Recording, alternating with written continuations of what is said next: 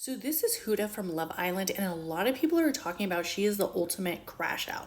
They're also saying that she's pretty toxic. So she recently went on the show, and her boyfriend didn't work out, or he left her, chose another girl. America voted for her to have a breakup. I honestly don't know how this show works. I don't watch it, but I am going to read her birth chart for you and tell you what I see. So a lot of people say that she's like a crash out, like she has multiple toxic tributes and that she tends to not choose her words wisely. She was born in India.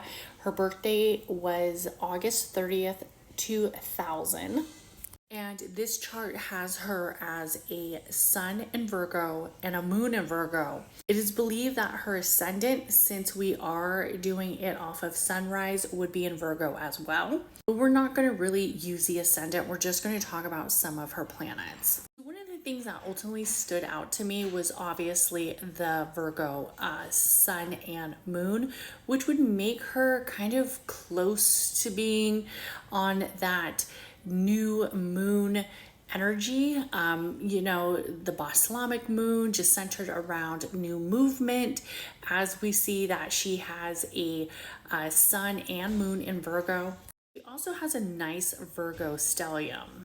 She has a Mercury in Virgo and also a Venus in Virgo as well. Her Venus in Virgo is at 28 degrees, and for most people, 28 degrees is considered like a critical degree. Some people see that degree as tributes of fame, and it is centered around Venus. Venus is also centered around relationships and also the area of the feminine. It's quite interesting that we are sitting here talking about this woman for her relationships and her femininity and the way that she crashes out. I've also heard that like she has a child, so she's a single woman. She's had some difficulties in past relationships, and also she is seen as a content creator and somebody who is very athletic and into like working out and all of those tributes of health and wellness. And that is something that Virgo zodiac energy really does bring, is the area of being rooted base, being a root base zodiac, and having all these planets, especially the Venus in Virgo as well, lets me know that she needs somebody with stability. For whatever reason, I don't know what problems she's had in her relationships before, but it does seem that she speaks with a lot of fire. And I honestly, when I was hearing about her, I was expecting more masculine energy in her chart. One of the things that really stood out to me about her chart was that she has a Mars in Leo, which the Mars in Leo can be very, very centered about being the leader. She wants to be the aggressive one. She wants to also be the assertive one in the relationship. Mars is all about passion. Mars is all about areas of detail, with creating alignments that feel very centered around movement and also having the control and being the one who sets off that energy. We also see it being in Leo, which Leo is all about that leader. So I definitely think that she does have some tributes where if she doesn't kind of mellow out her leadership abilities, she can lead her relationship into some very toxic energy. And another thing that stood out in her chart was the fact that she had her Jupiter and also up there her Saturn in Gemini. So the Jupiter in Gemini and the Saturn in Gemini are almost like total contradictions of each other. So you have one energy that's making her want to be very outward, very bold in her communication, very expressive, and also expecting that expression back. But then the Jupiter is the kind of like the energy that could feel like very naive in some ways, where she's like just saying this but not really understanding what it implements in the long run, where the Saturn is almost like constricting her in some aspects, especially with communication, and also making her communication feel very idealistic, centered around her own area of just self and not necessarily letting her express it to the person that she's with. as this energy, especially as this Jupiter energy right here, you're kind of seeing it right here, has a direct tie and is opposing her Pluto and also her Chiron.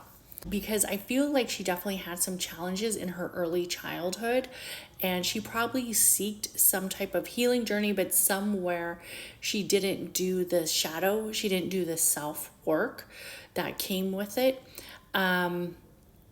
Unfortunately, when you have that energy and that energy of fire, of the Chiron and the Pluto being in Sagittarius, being opposite of a air sign, such as a energy that the Gemini brings, it could feel very hostile, and it could also feel very aggressive, and especially around communication and transformation.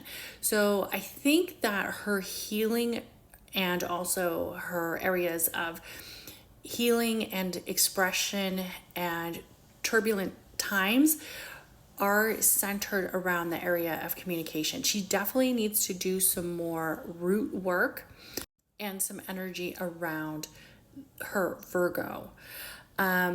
Mercury is the ruler of Virgo, and Mercury usually, most Virgos you would see as somebody who is a little bit more compassionate when it comes to communication.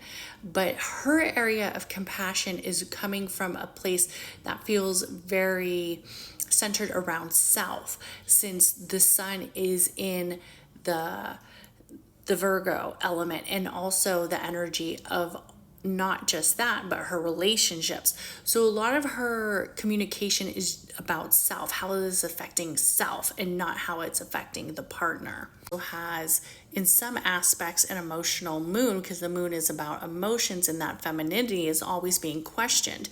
The area of duality is always being questioned with the Virgo.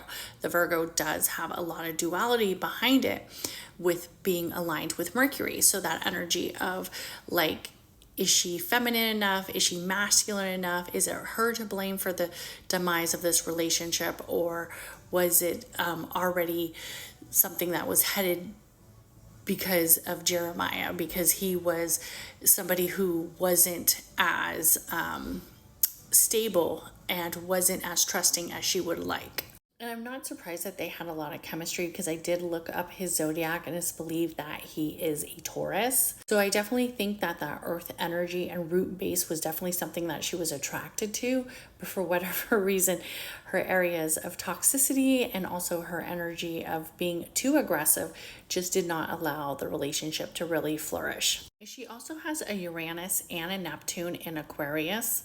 But what's interesting too about her chart is that her north node is in Cancer, and it's also at 23 degrees. And 23 degrees is considered like a crucial degree, and it could have some areas of challenges. The north node in Cancer is all about being very more nourishing. It's also being about being a little bit softer, having that emotional well-being, but also being very connected to the femininity, about that magic of the emotion that comes behind the Cancer. So she definitely has a lot to work on before she has a meaningful relationship.